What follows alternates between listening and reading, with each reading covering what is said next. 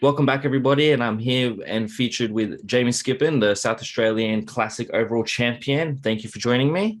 Thanks, bro. Thanks for having me on. It's all right. So kind of straight into it.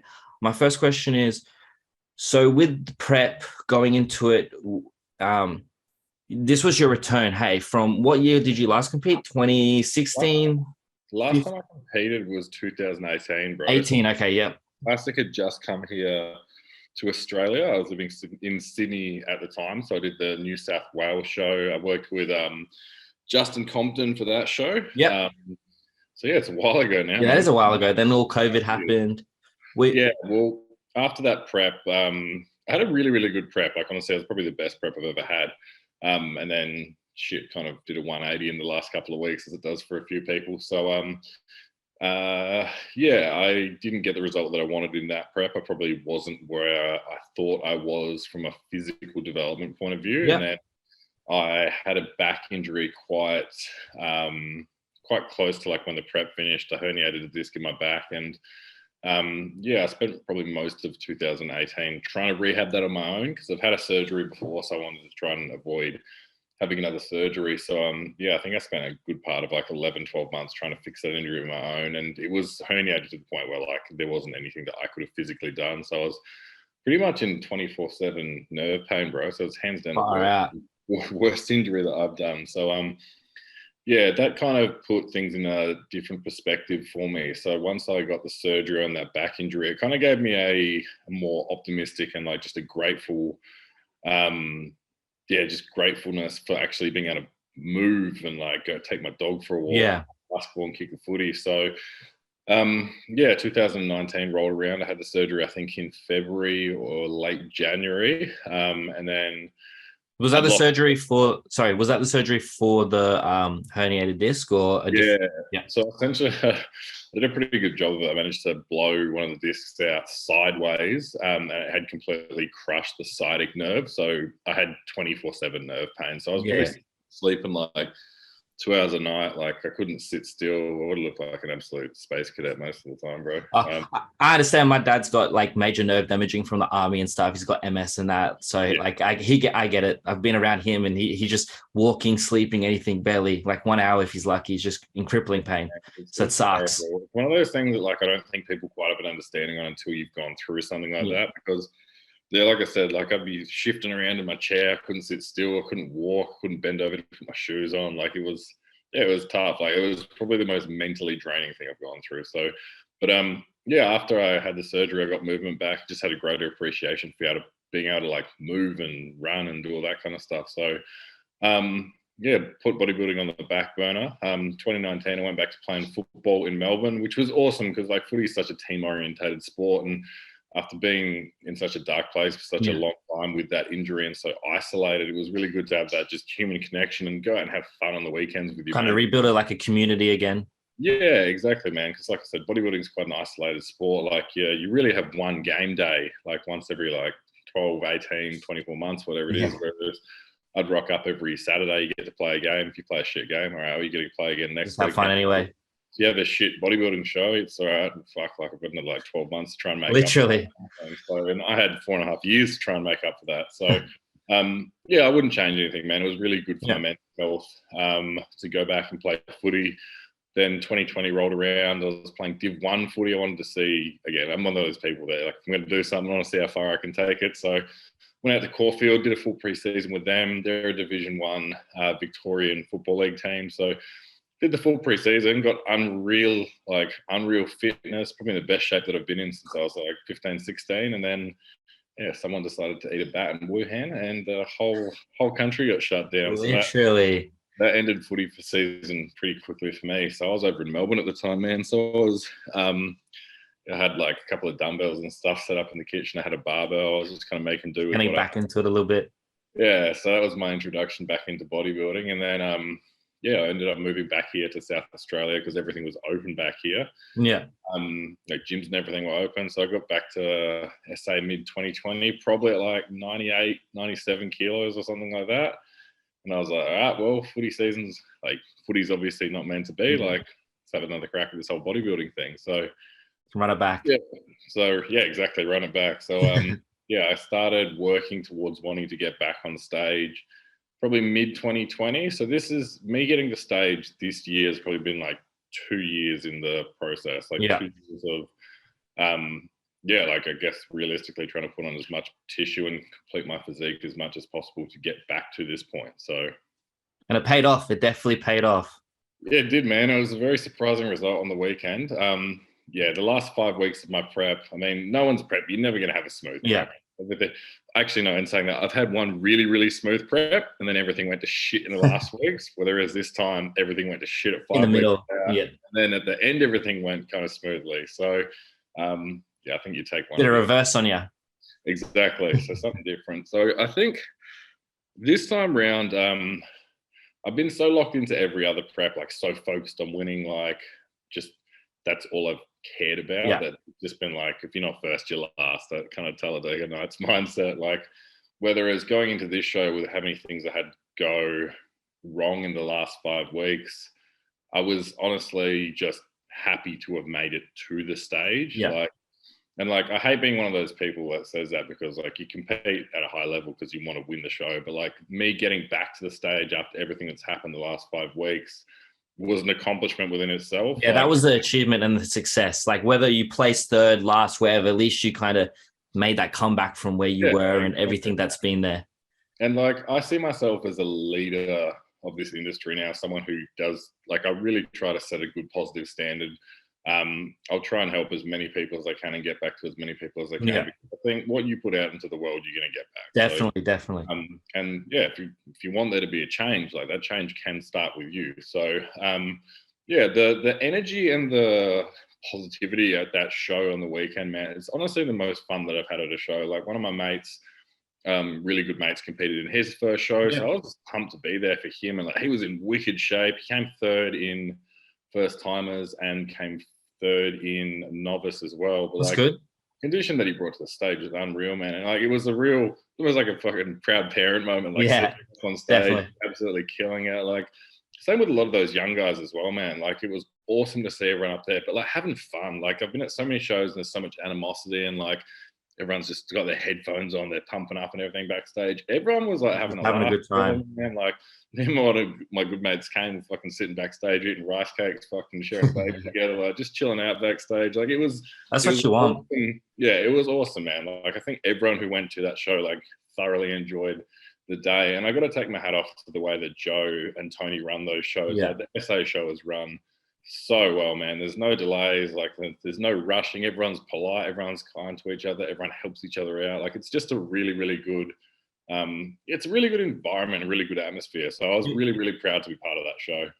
Do you think that it was necessarily the state, like the people in South Australia, that kind of helped that run so smoothly and kind of created that real friendly community? Or do you reckon it's more hopefully something that we'll see throughout all the state shows this year, as, you know, season A was kind of like iffy based on everything that had happened with COVID and not everyone kind of competed. So I think because we're kind of back into the full swing of things, you reckon it's just kind of helped bring that real positive community energy, like you're saying? Yeah, definitely, man. There's a lot of good dudes. Like, I've got a lot of mates like Coben, who competes up in Queensland, who looks phenomenal. Yes, I'm really excited to see him on stage in Classic. Coben looks amazing, bro. Anthony, like all of these guys who, again, we do directly compete with each other, but it's you see it a lot with girls online. Like, you see all girls like pumping up each other and stuff like that. And there's no reason guys can't do that. That's right. You can be friendly. Get amongst it.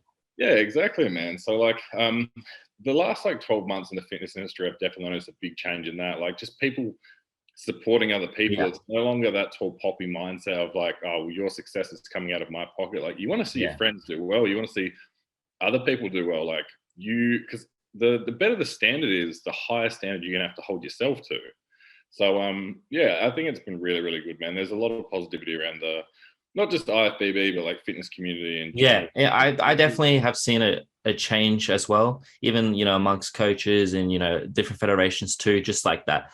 I think the past like 6 months, almost a year, it's just like everyone's being a lot more supportive of each other, like you said. And it's good to see. It's awesome change, because like it means that everyone's going to enjoy their shows more, they enjoy their preps more. Like, you got more positive people to bounce stuff off of. Like, there's not really any negative shit in the industry. Like, every industry, there's going to be some people who've got something to say and something negative to say, and like everyone's entitled with their opinion. It's a subjective sport, so if someone's going to say, like, I'm sure there's people that look at me on the weekend and go, that dude shouldn't have fucking won. That's fine, man. Everyone's allowed their opinion. Yeah, like that's, you need to be okay with that. So exactly. everyone's got their opinion. Everyone's allowed to voice their opinion, but at the end of the day, it's mostly a positive, optimistic industry that we're in now. So I'm really excited for where we're going in 2022 and 2023 onwards in bodybuilding in Australia. It's good. It's good. We're up and coming. That's what I want. That's like, half the reason why I started the podcast, kind of really, help, bring Australia bodybuilding to like equal standing of the USA and, Europe and that. So we got a lot of guys and we need that. We just need that more exposure. Yeah, big time, bro. And there's so much talent here, man. Like in the classic classes, like in the open classes, we've got some dudes who all look like ready-made 212 pros. Like literally. Two of my boys on the weekend, like Jesse and Carter stepped on stage. These dudes are like 5'7", maybe if they're lucky, but like the amount of muscle they got on their frames, like just really filled out to the max. Yeah, man. So like we've got some serious talent here. Like Luca, who won the overall here in South Australia as well. Fuck me, the dude looks like Rich Piana 2.0. Like, we've got some, like, that's just SA, bro. Like in other states as well. Like Chris, one of my boys who plays third in the show, looks like a ready-made classic pro. Like there's some serious. That's in Melbourne. Hey, Chris. Yeah. I always know how to say his last name, but I know who you're talking about. Yeah, I was surprised he came third. I definitely thought, he was going to place a bit higher, but it seemed like his conditioning was a bit soft. I think Chris said himself that he probably overcarbed a little bit for the show, so he'll probably pull it back. And I've done that before. Like I was probably a little bit too full on the weekend as well. But like I said, I didn't go into the show with any expectations of winning the show. That makes winning so much better. Like when you go in, you just want to have fun, you're enjoying it, you're good to be back. And then you pull out the win, it's like twice as a good feeling of gratitude and, thankfulness and excitement compared to going and going, I'm going to win, I need to win. And then, you get the downfall of not winning and it's twice as bad. Yeah, exactly, man. And like, at the end of the day, like I said, me going into the show with no expectations of myself probably let me relax a lot more during peak week. I mean, the last day before the show was a little bit stressful, not physically, but like my body a little bit stressful because I woke up in the morning, put one carb meal in, pumped up a little bit, and I weighed myself and I was 105.5, and I was like, fuck, got 1.2 kilos to pull off by 4 o'clock. So yeah, pretty much had to fast for the day. Took a diuretic to try and like flush out a bit of water to make weight. So by the time that I made weight, I was just absolutely brain zombie. Yeah, it wasn't much fun. So, but hey, you got to do what you got to do. Exactly. Man. Especially when you want to, stick to that class. And that's something that I'd like to briefly touch on is, you are really like on that weight cap of, classic. And I know, I've seen on you, your Q&As on Instagram and stuff, you've kind of, talked about not necessarily wanting to step into bodybuilding or, 212 because, it is necessarily that extra growth you would have to take in comparison when you look at those boys and like kind of where you are and maybe what your frame could, reach to. So going on, are you just going to, because you got it, like, what's your opinion? Do you have room to grow still, or are you just kind of hoping to eventually pull that pro card from, what you can do and just keep bringing a sharper condition? Well, that's the thing, man. So I weighed in at 104.1 kilos and my weight cap is 104.3 kilos. When I go over to the States, my weight cap's going to be 105. But when I say I'm at 50%, that's not me saying I put in 50% effort. That's me looking at it as like a glass half full kind of thing. I wasn't at my best by any means. I knew I wasn't going to be from 5 weeks out onwards with how sick I got and all the other shit that transpired. So like, I knew I wasn't going to be at 100%. So, and me saying that I'm at 50%, it's not me saying like me fucking 50% beats everyone else. It's just me 50% of like what I know I could be. So I think the approach that we're going to take leading into this next show is to try and come in a little bit lighter and a little bit sharper because I do have a lot of dense muscle there as well. So I probably can sacrifice another like 1 or 2 kilos and pull a fair bit of body fat off to come in really, really dry and then carb up over a longer period of time because I've also got, like I said, an extra, everything's done in pounds over in the States. So I think my weight cap is 230 pounds, which is 105 kilos, which is a bit more big human on stage, man. So, but that'll be the plan moving forward. I guess with the Olympia. And like, there's a lot of people that have asked me about doing nationals, especially obviously like you got the momentum of winning a state show. Yeah, exactly. And like, I've got no doubt that I could do nationals and I could do well, but I think from my own point of view and what's going to be best for me moving forward, not just physically, but mentally as well. Like me, last time I competed would have just been like, nah, fuck it, push through, Just like do it. Yeah. just get it done kind of thing. Whereas because I'm a bit older and wiser now, I can kind of take a step back and recognize like you're not where you need to be from like a locked in or from a mental point of view. It's going to be better for your own mental health to have a longer period of time to peak for another show. Like I said, like I've got no doubt I could do nationals and do well, but I think I'm going to be in a much better physical and mental position giving myself another 10 weeks and doing the amateur Olympia than trying to force a show that I don't necessarily. It's not that I don't want to do the show, it's that I'm not where I need to be. Yeah, like you don't want to show up to the show and give 75% where you could show up at the amateur Olympia and give 100%. Exactly. You want to take that time where and recruit where you can and then make that progress so you can hit that 100 and smooth everything out so we hopefully don't run into any speed bumps. Exactly, man. And like having a bit longer time means I've got this week to kind of let my body like reach homeostasis, and my electrolyte balance will kind of get back to where it needs to be. If I can keep my weight around like 107.5 kilos, like 107, 108, that's where my body likes to sit. Well, that's just about under where my body likes to sit. It means I can keep my food higher for 10 weeks versus if I wanted to do nationals, I'm going to have to put my calories back down to like 1,800 to try and make weight again. And I'm going to feel like shit for the next 4 weeks. And don't get me wrong, I can do that. And like some people listening will be like, oh, fuck, why don't you just do that? That'd be a pussy. But it's counterproductive. Yeah, exactly. Well, like I said, man, it's not like I need to do the show as well. Like I'd love to do the show and I'd love to have a crack at winning my pro card here in Australia. But if I'm completely burnt out and fucking useless afterwards, I'm not even going to enjoy the win, then it's a bit of a hollow win. But yeah, like from a mental and physical point of view, I think the best thing for me is going to be having a longer period to target another show. It gives me some room to improve and like make some tweaks. Like I need to bring up my lower lats and overall back thickness, and that lets me peak some stuff differently into the show. So it gives me 10 weeks to focus on bringing up the two areas that I really want to fix up, which are going to be like midsection control. I've been pretty sick the last couple of weeks. I got food poisoning about a week ago, so I haven't been able to stomach any fish. Yeah, we're kind of like all the dominoes kind of fell one after another. So like I got a respiratory and chest infection, which due to the autoimmune issue I've got turned into my immune system attacking itself rather than the virus itself. So then I ended up with fluid in my lungs. And after about 9 days, I hadn't got any better. So it was 9 days where like, I reckon I was in the gym for like 20 minutes or half an hour, like trying to do what I can. I would look like an absolute junkie. So was this 5 weeks out when that happened? The respiratory? Yeah. So it was about 5 weeks out. So this carried me from like 5 weeks into like 3.5 weeks. So because of that, it just really cranked up the fatigue. Like obviously you're going to get fatigue in prep, but like this was like just overboard. I just felt like shit, bro. Like I was actually I couldn't breathe through my nose, and like when I would breathe, like you could hear that like gurgling kind of sound because I had fluid in my lungs from it. So I finally bit the bullet and took antibiotics. I hate taking them because they obviously completely ruin your digestive system. Yeah. And then because of taking the antibiotics, my stomach never really bounced back from that. And there was just some foods that would trigger me that would just set my stomach off. Like the blueberries that I had in my plan would set my stomach off. Chicken would set my stomach off. Like I tried like 6 different kinds of fish to see what would work, and like no fish worked, like digestion wise. I reckon it was Wednesday before the show. Like I had my first meal and I was like, it's not sitting well. Went fucking threw that up. Came and made like another meal. I was like, okay, chicken should be fine. Yeah, should be fine. Sweet, ate that.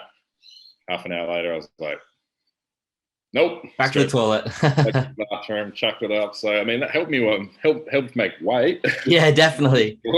Had its pros. Yeah, exactly, man. So like, it's one of those things where like, yeah, like it was like so many things that could have gone against me did, and like it got draining towards the end, man. Like I had. Last Friday, like I was almost like done with the show. Like 3 weeks out from the show, like my energy was so bad. I went and tried to do cardio one morning. I did half an hour of cardio and just couldn't breathe, and ended up just like I was like, nah, I can't do this. Like I cannot do this anymore. Like, this is absolutely destroying me mentally. So, and then Alex Connors actually reached out, and me and Alex didn't have a relationship prior to this. He just happened to reply to one of my stories that morning. Um, He's a good bloke. He's a good bloke. Cares about the community. Awesome. He's a great represent for Australia Classic Physique. I think he's got a bit of a bad rep because of what he looks like. He's just got a pissed off fucking face all the time. And all the tattoos and stuff. But like, it's always about don't judge a book by its cover. Oh, 100%, bro. Like me and Alex have seen each other in the gym, but like we're very similar. Like when we're training, we're locked in. Like we probably look like we're angry dudes in the gym, but that's because we're focused on what we're doing. So, but Alex reached out to me, just replied to one of my stories that happened to be like at the time of me, like literally like being like, nah, fuck this, I'm pulling the pin. And then he gave me a call. We chatted on the phone for half an hour, and he convinced me to not pull the pin on the show where I'm at. And like we went over a few things that I was doing and a few issues that I was having. He gave me his 2 cents and he thought what I should do, and then kind of checked in on me like every day after that. So like I owe him, and then Tim McKinnon as well, who's one of my old training partners. Another great guy. Yeah, so like these dudes didn't need to reach out to me to help me out, bro, and they've taken time out of their day to like reach out, make sure that I'm going okay, not just physically, but like checking on me mentally. Yeah, just showing love. Yeah, exactly. And these dudes just love the sport, man. So they love bodybuilding. They want to see like good people do well. So like if it wasn't for those two, bro, I wouldn't have stepped on stage on the weekend. So I owe those two a massive thank you. So it's been good, man. So like I said, like I've got a good support system around me now, which I probably didn't have during the prep, because again, I'm one of those people in prep that kind of zone out, get shit done, like isolate myself. Whereas like if you look at all the top guys, like your Derek Lunsfords, like your Nick Walkers, like all these dudes, small circles all the way. They've got good people around them. They've got good training partners. They got good coaches. They got like, and that's what you need. You need good people around yourself. And like, I think one of the things that I've done, and like one of my negative or toxic traits I do, is I tend to isolate myself from a lot of people, especially in the last few weeks of prep. When, if anything, like you should be having fun. You should have good people around you. You can still enjoy like training. Like you just want to, like I said, you want good people around you. You want to enjoy the process as much as possible. You know, because you're practically like, you know, dying. You're running out of energy, and you know you need the support of that circle to give you the energy to keep pushing and, you know, finish strong and make it to the end. Exactly, man. And like so like what I've done for this next 10 weeks, like I'm going to work closely with Tim on some stuff as well. I've got two of my boys down here, Kyle, who's a vice athlete of mine, who's also competing at the Amateur Olympia. We're going to train once a week. Another one of my mates is doing nationals, Kane. I'm going to train with him once a week. So like just spend time with good people and like motivate each other and push each other to do better. So like think about how much you can do on your own. If you've got someone good with you, like that amplifies that. Yeah, 100%. You can win together, that kind of mindset. That's exactly. I feel really good about what's going forth with this next 10 weeks. Like just from it's good to hear. Like I feel like I've got everything planned out much better than I did previously. It's one of those things. Learn from your mistakes, and like that's what I've done with previous shows. Like I've had shit go sideways in previous shows, and I've learned from all of those things. Some shit went sideways in this show. You learn from it, and then I've got the biggest show of the year to kind of like finish it off with, man. So I'm really excited and optimistic about what's going forth. Hit it with a bang, just kind of, you know, get that right mindset, get everything carried. It's not just that, bro. I remember watching a video of, I think it was Dallas in 2016 or something like that, and someone was asking, they're like, how you feeling? You tired? He's like, I'm prepping for the Olympia. He's like, that's true. Prepping for the Olympia. He's like, it's the Super Bowl of our sport. Like, no one wakes up and complains that they got to train for the Super Bowl. So that's the mindset I'm kind of like running with. It's like you're prepping for the Amateur Olympia. Like you're going to Vegas, you get to compete, and then you get to watch the best in the world do their thing on the same weekend, like with all your close friends around you. It doesn't get any better than that. No, that's definitely a dream of mine. I'd like to make it to the Olympia one day and, you know, watch everyone up there. It must be a great thing, great feeling, and also, you know, exciting because, like, you know, they're your idols and you're finally seeing them up close. You know, they're across the world, and it's motivating. And to know that you're on the same stage the day before, it's got to feel good. Yeah, it's going to be cool, man. I'm hyped for it. Even talking about it now, like it. Yeah, I can tell on your face. It's getting you buzzed. Well, that's the thing. It's exciting for me, and like I don't want to. And this isn't a knock on the IFBB or anything like that here, because like I've done national shows before, and I'd love to compete with all my mates and everything like that here. But like going to the Olympia and competing at the Olympia, that excites me. Going to Vegas and doing that's exciting for me. It's a different.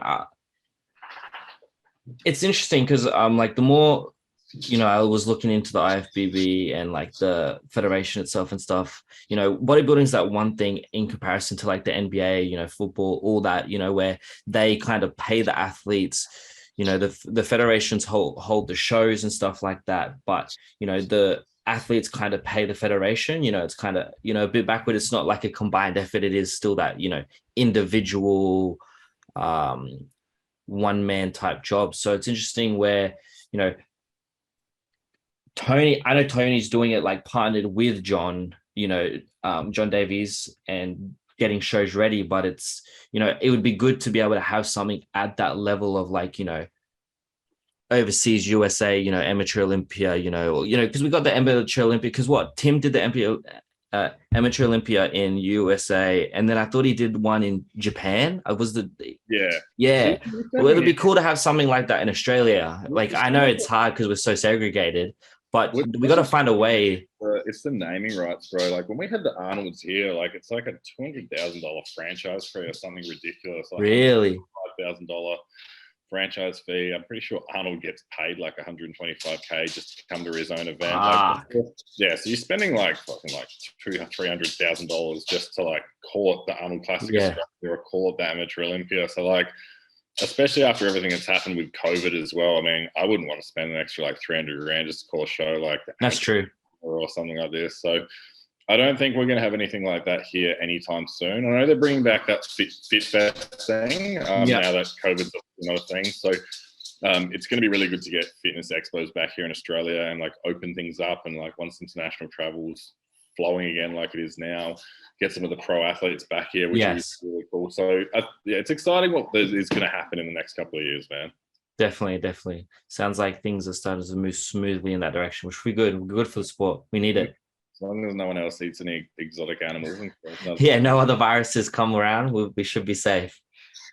So another question would be, so you're saying Tim and Alex kind of helped you 3 weeks and you're going to pull the pin, and they kind of kept your head in the game, allowed you to finish. So was it at that point, because I know you're kind of working with Nathan, so you decided to start with Nathan before the prep, and then you worked with Nathan, and was it like at that 5 weeks or the 3 weeks when you're about to pull that you stopped and then you kind of transitioned? Or me and Nate kept in contact, bro. Like he did help me out with like my peak week protocols and other things like that.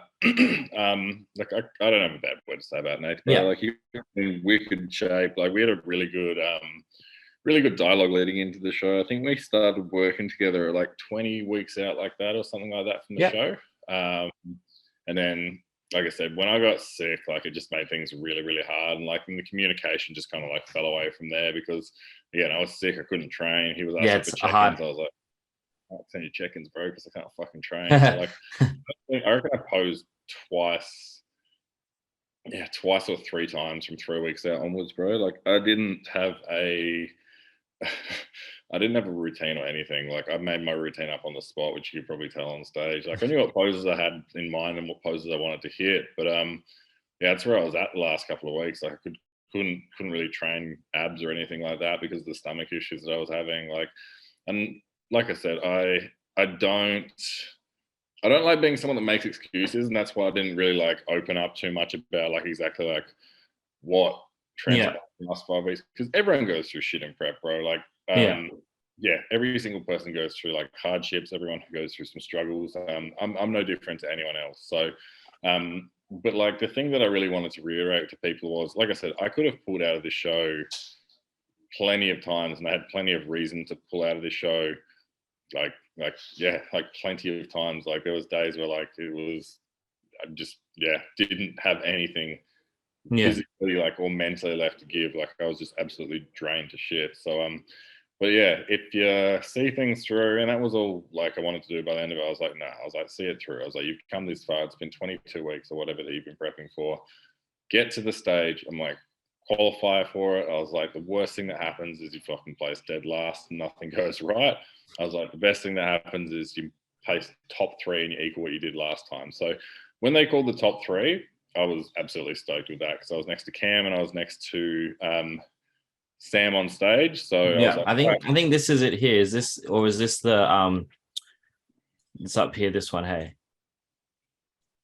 Or is this this was the full comparison? The comparisons, bro. I was just having fun up there. Like you were watching Cam having some dialogue, like we wanted to hit this pose and I was like, you ready? So, like we just had fun on stage. Good. Like good camaraderie. Yeah, exactly, man. And like all of us on stage, like me and Sam were chatting on stage, like me and Cam were chatting on stage. Like everyone was having fun, man. Like it was, yeah, it was really, really fun. So, but yeah, like I said, they called the top three. And I was, as soon as they called top three, my head, I was like, sick. So like you finished third, like you've come top three. Yeah. That's what you did last time. You at least equaled what you did last time. Yeah. And then in typical Tony fashion, it was number 20. He called, I think, 23, which was Sam's number. So instantly in my head, I was like, fuck. I was like, sick. You finished maybe second. Like, so you've got second. And then pretty quickly, I was like, in second place, number 2. And I was like, holy shit. I looked down. I was like, wait, I'm not number 2. So, not only that, bro, I'm a big Kobe fan. So we went to Red Joe the day before and I got given my number and it was 24. And I was like, yeah. All right. I was like, it's a sign. It's a sign. That's going to be a good sign that some shit's going to get right tomorrow. So question, and this is something, you know, looking into the show as like from my perspective, I always,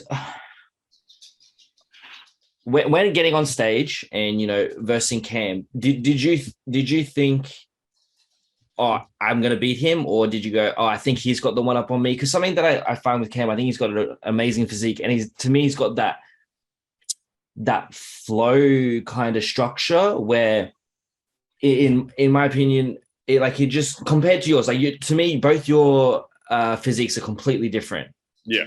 So did you think that you were going to have a bit of disadvantage compared to him with that flow or structure, or did you think it was kind of up to the judges with apples and oranges? Like I said, bro, like I hadn't even given it any thought about whether I was going to win the show or not. So like, as if I didn't go there comparing myself to anyone. Like Cam's got a really good physique, especially from the back as well. Like you can see the back shots here. Like his lower lats just pop like crazy. But I think from a density, separation, and conditioning point of view, I think that's primarily what won me the show. You definitely have a lot of dense muscle, which is good. And I guess like what you're saying with that, getting cut down even more, you know, with the amateur O, you're not going to have to worry about losing any of that, you know, muscle and density. And you'll just give it a more better look with that. Not only that, bro, I've trained like a bikini girl for the last 3 weeks. Like there's not been a whole lot of intensity or like heavy lifting in my sessions. So now that I can put some food back in and actually, get some intensity back in my sessions. So it's one of those things though, like if you looked at the back shots, you'd look at that and you'd be like, fucking Cam wins that show fucking easy. So and Ian highlights it really well. It's like the whole like shows a one from the back kind of thing. Okay, that's all well and good, but like there's more than one pose. That's right.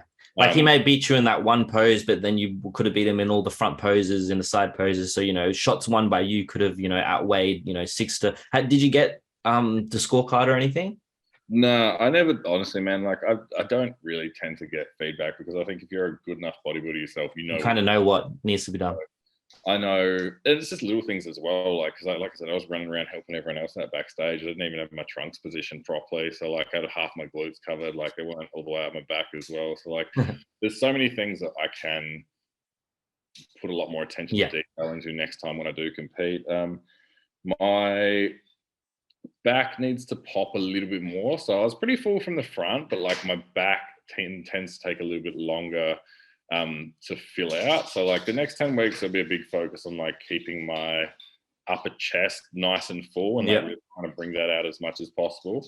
And then like lower lats and like filling out that back, and then filling out that upper chest is going to be the big focus. And then, like I said, bringing in a harder physique, because if I can bring up those 2 weak points, because everything else is quite balanced in a lot of those other shots. So like I said, the thing that I've got over a lot of other people is that dense muscle, and then just the hardness to my physique as well. And like the more that I pose, the harder I got as well. That's good. Would have gained you advantage. Also made me be like, okay, well, fucking if you can actually spend like more than 10 minutes posing, like I said, like I hardly pose like 3 weeks into the show. So like if I can like give myself some time to actually work. So I'm going to work with Sam, who came third.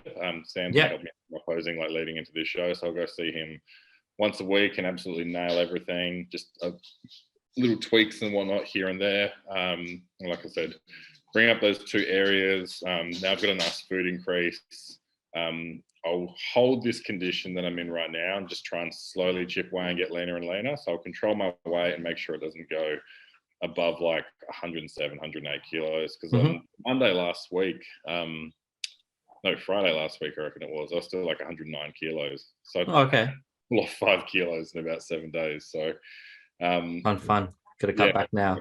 So now, like, if I can keep my weight like at a steady like 107 kilos, that's 2 kilos of striking distance in 10 weeks time. So it means I can really focus on like chipping away at that condition. And then I'm going to reduce my training volume as well. I was training 6 days a week while working with Nathan. And then I think I'm going to drop that back down to 5 days a week now, just to give my body a bit more time to recuperate and recover. Because, like I said, we got into good stage conditions. So for me, it's going to be about holding that as much as possible, reducing the fatigue, the inflammation, everything. Yeah, exactly. So the 2 days will help.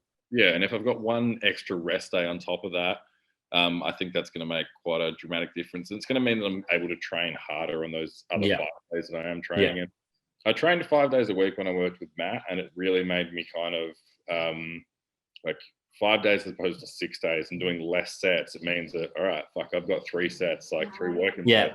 I need to make the most out of these 3 working sets. Yeah, that's how I kind of train. I train 4 days, and I kind of do that type of like, 2-3 sets, and it's just like these are the sets that count. You got to give it everything. We're no fluffing around. Yeah, versus like I said, I do quite high volume training leading in this show, which there's no right and wrong way to train. But when you're doing five like sets of like 5 different exercises, you do that all through a prep. You get to your last 3 weeks, and you're on fucking 2,000 calories. Like, you just moving shit for the sake. You just cooked. Yeah, exactly. Just fried. Like, you are just moving stuff for the sake of moving stuff. So, like I said, it's one of those things you learn from everything that you do in every single step. So I'm like, all right, this worked up until this point. Fatigue management, you need to start lowering your volume as you get close to the show. So I feel like I'm in a good position to attack this next 10 weeks. Yeah, it sounds like it's really good. It sounds like you got that everything kind of covered in what direction you want to head in with it. And I'm excited to kind of see that, that package on that stage. I'm definitely rooting for you. I'm sure all of us will be. And I'm excited that, hopefully either, first place finish, at least top 3. It's a bit, are they doing 2 pro cards? Hey, 2 pro cards per first, second? I think they do it for each. Yeah, I think it's for first and second. I think they do it for each division. Yeah. So I think it's because that's how Alex came second. Hey. And he could, So I think that's exciting. So it'll be good. Now that I'm not brain dead as well, I'm going to put a bit more effort into like actually documenting this prep as well. Yeah. Just little things like talking about like what I'm doing from a training point of view, a nutrition point of view, obviously hormones, as much as you can talk about that kind of stuff. Of course. I like being fully transparent with people and showing people what goes into prep as well. So it's not just a highlight reel. Like, prep isn't all just like fucking. It's not just about, look at me, I'm shredded now, I look great. Got to go through it all.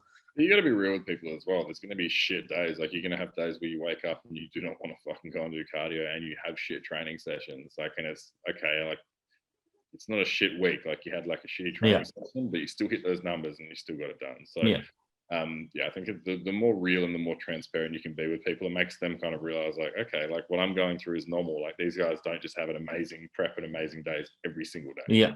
So definitely, that's good. All right, before you wrap things up, the last question is, who do you reckon is kind of like, just give me out some names of who you reckon's kind of in the running, you reckon, for the pro card at the nationals? Who you got? We'll kind of pull it up. We'll pull it up on the on Instagram, and we can check out their how they're looking. I like to get other people's opinions and show some people 100%. who we can look at. I think Cam coming in like 20% better, like I know he can be, will be right up there. So you reckon? So Cam, Kobe, you reckon Kobe? Yeah, Coben's definitely one that's right up there. He's got such a complete physique, man, and he's a big dude as well. So Coben's actually taller than I am, I think. So like, when you've got someone that's got that much muscle on such a big frame, it stands out quite a lot on stage. He's crazy. Yeah, he's got beautiful flow. He poses really well. His condition's really good as well, man. So I think between Coben, Cam, Who's another one that's doing it? Like I said, Chris. I know Chris will come in. Yeah, I'm hoping. You reckon that's probably the top three? That's kind of where I was probably thinking at. Chris, Chris is Coben, and absolutely Cam. phenomenal, man. And he's got such an aesthetic shape as well. I spoke to him a little bit yesterday, and he's in a really good mindset towards attacking his next prep as well. So he's got such a complete physique. It's just insane. It's such a nasty shot. Yeah, see, I just think they pushed a few too many carbs in, so he ended up scribbling in. I think a lot of these guys do two categories, which kind of ends up shooting them in the foot. Because if you go into a bodybuilding category and you place really high in that, and then you come back, you've got the same judges judging you for classic physique. Whereas, that's true.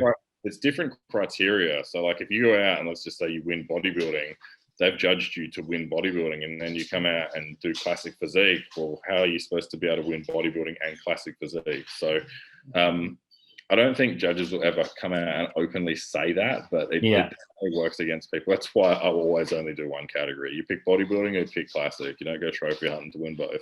Yeah, definitely. I agree with that because that's a good point. I get what you're saying and I agree with that because I never necessarily thought about it like that, but that makes sense because, he did do bodybuilding and so did Cam. Cam did juniors, but I guess it was only juniors, but Chris did do, and him and so did the Daniel who won the Melbourne overalls too. He did bodybuilding and they were the same weight class and then they went over to classic. And so, I can see how that would create that disadvantage because you're going, oh, well, you're more bodybuilding because you will place your second here. And then, we're going to go over and place your maybe third here or fourth.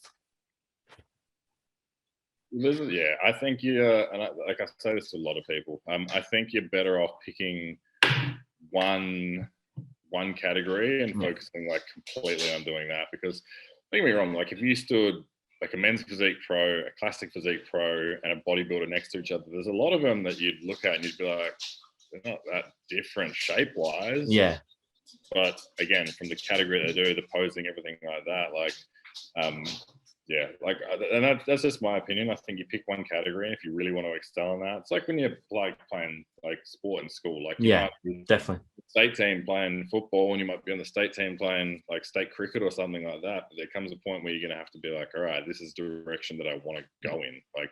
I want to put 100% into this because otherwise you're putting. I mean, it's bodybuilding. Bodybuilding's bodybuilding at the end of the day, but they are differently judged classes, and there's different criteria to both of them. So it gets to a certain point where like I said, when you get people asking me why am I doing open bodybuilding, for me to do open bodybuilding, I need to go, all right, shit, I'm going to hit 125 kilos and put on another 10 kilos of muscle in the off season versus me in classic. I have to keep my weight down. I have to keep my waist tighter. You have to train, not necessarily train differently, but you need to be accountable for the category that you are doing. It's the same as a lot of girls who do bikini. You see these chicks training glutes 4 times a week. Yeah, that's caters, more to wellness. Yeah, exactly. Or training legs 4 times a week. They're doing that because they're training for the category. So it gets to a point where you kind of have to be like, all right, this is the direction I want to take this. Yeah. In.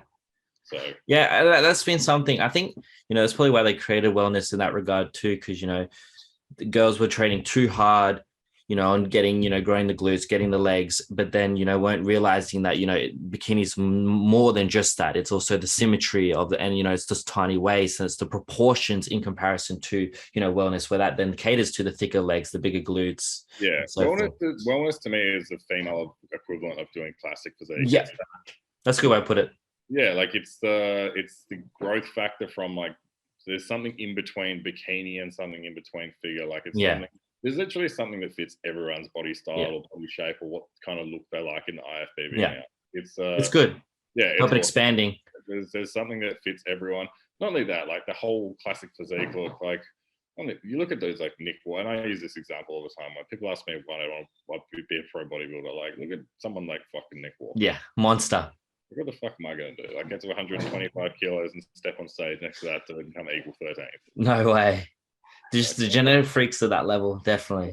I'll stick with classic. It's not just because it's more marketable, man. It's healthier for you as well. I don't kill myself and eat 7 lines with your, morals and values and everything that you're doing. So that's exactly, bro. So, and I align with classic. I like the look of the category as well. Not just from the marketability point of view, but you can, and not only that, bro. These dudes are huge. Yeah. Raymond Dino, obviously Bumstead, that. Even I really like what's his name? The Miracle Bear. Oh, what's his name?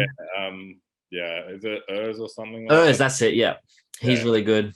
These are big fucking dudes, bro. Like the only thing that I think we're going to see people struggle with, and we're starting to see it a lot now, is guys fitting into the weight categories. Like Peter Millar obviously couldn't fit into Classic on the weekend, and like that dude's got as good a Classic physique as well. So, but that comes down to the individual. Like if you want to do Classic, you are going to have to restrict yourself and not grow so much. Or if you want to move up, then you can move up to bodybuilding or 212. That just makes me think of something. What's your opinion then on, say at a state level, like for example, you've probably seen him.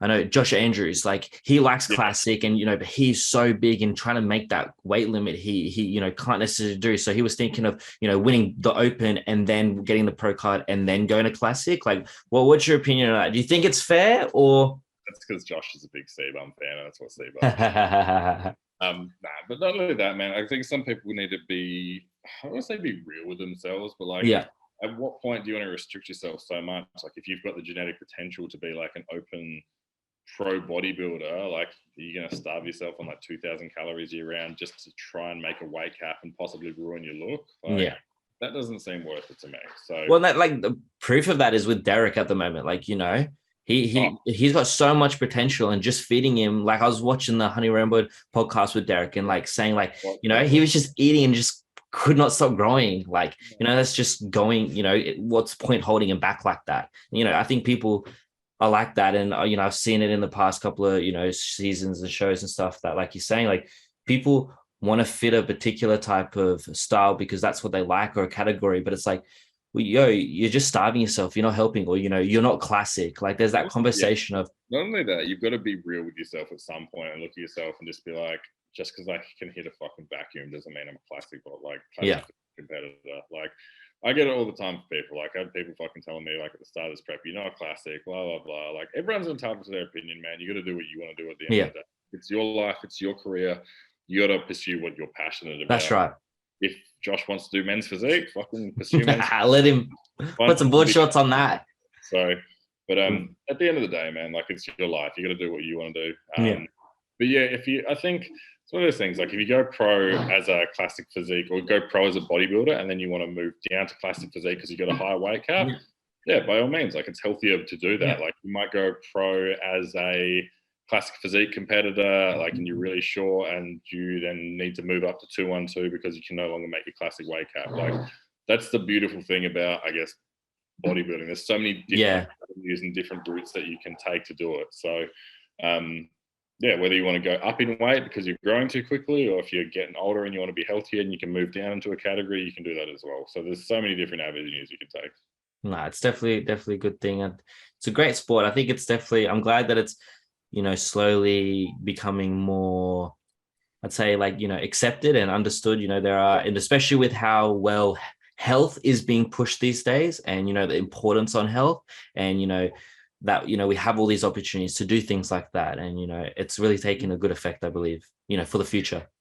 That's the great thing about social media, man. You can be and promote and like do whatever you want on social media, and there's so many people that are choosing to put useful, legitimate, like science-backed information out there about things, about health, about hormones. Like people are more transparent than they've ever been before as well. So it's man, like when I started in this industry, there was no Instagram. I think Facebook had just become a thing. Like I learned how to train sitting on YouTube watching Jay Cutler train in 2011. I'd watch his exercises. I'd write them all down on like a notepad. I'd go catch a bus up to the gym. I'd be like, all right, well, Jay did this, this. I'd come home. I had no idea what fucking macros were, bro. Like I used to cook 2 chicken breasts, whatever the fuck that was, which is probably like 400 grams of chicken. Literally. Like 2 cups of like brown rice, and I'd cook like broccoli and stuff, and I'd just eat that post workout. And like I'm self-taught with all this stuff, kind of stuff, man. Whether it's like people these days have got so much access, unreal education, people putting content out there. Like there is no better time to be bodybuild industry than right now. And like we talked about, like there is so many positive, optimistic, and uplifting people. Like there's always going to be shit people that have got their opinions, and they have their 2 cents and this and that to throw. Like, but as long as you don't let that penetrate your consciousness, like I said, like I'm of the opinion where it's not like I don't give a fuck what that person says. It's okay, that's what that person says. Yeah. Like everyone's entitled to their opinion. Everyone can voice their opinion. You've got your opinion, they've got your opinion. They don't need to always match up. As long as you stay true to your core beliefs and what you think, don't let other people penetrate your consciousness, you're sweet. And that's true confidence. That's true confidence. 100%. Yeah, 100%, man. Well, thank you so much, man. I really appreciate you joining me today. It's been awesome. Definitely we'll do another one of these after the Olympia, hopefully with some. Yeah, definitely 100%. I'd love to talk about that, and I'd love to talk about vice versa and all the other stuff like that. So we'll definitely get back on and have another chat. For sure, bro. Have a great rest of the day, man. Thank you. Awesome, man. Cheers, bro.